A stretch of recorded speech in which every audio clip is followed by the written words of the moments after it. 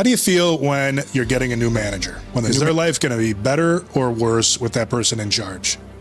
Which isn't good for the organization for sure. And it's really not good for the person because you're not really helping them grow, address it. But what you have to be aware of is people are watching how much you get pulled into situations like that. So focus on being yourself, learning the job, and learning about them.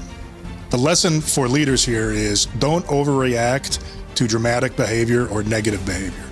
You've been in the job for a while, but you really don't feel like you've accomplished much. You don't really feel great about how you're doing in the job. Why? And again, that's going to open the door to talk about other things.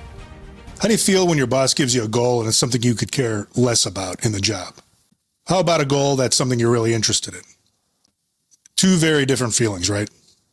That's the exact reason that a manager and their employees need to develop goals together. People work harder on things that they're really interested in.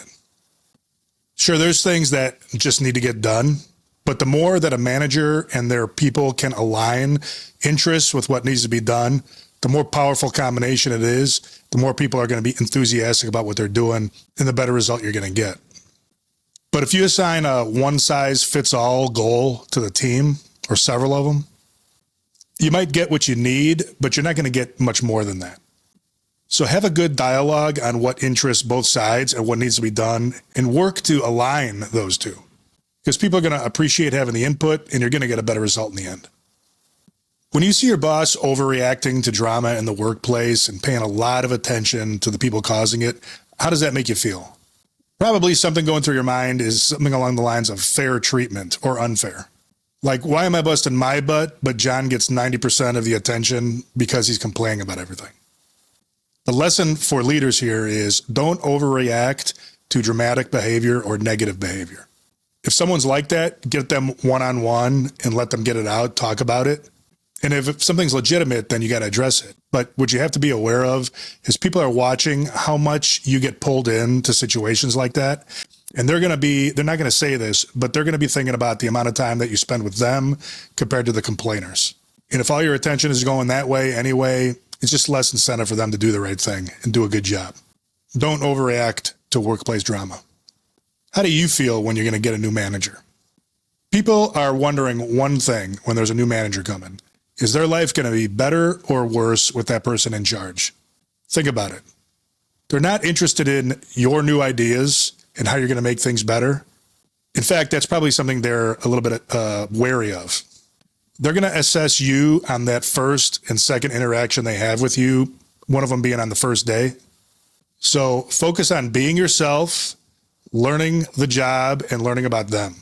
And just as important, save your ideas until you've talked to everybody and heard their ideas first. Got a review tomorrow and you're not looking forward to it because you're not sure what the boss is going to say? Why don't you know that already?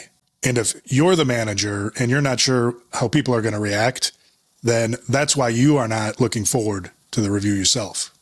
How do you fix this? You can't fix this the day before or the day of the review. What you have to do is talk to your people regularly about how things are going, mainly from their point of view.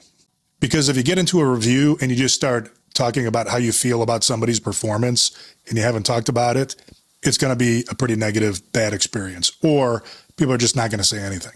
On the other hand, if you're regularly talking to your people about how things are going and what's on their mind, that opens the door. Those conversations open the door to talk about improvements and things that could be done a little bit better. But if you're not talking about people's performance regularly, you're going to do one of two things on the day of the review.